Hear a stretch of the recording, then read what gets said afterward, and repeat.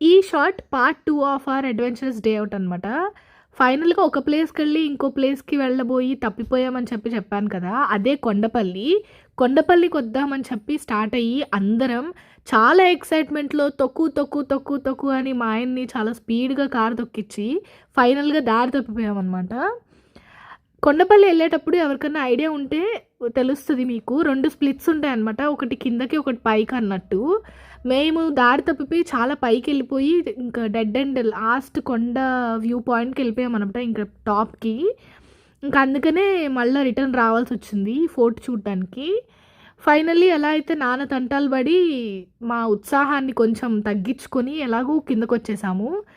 లోపలికొచ్చాక కొంచెం ఎండగా ఉంది మేము స్టార్ట్ అయినప్పుడు.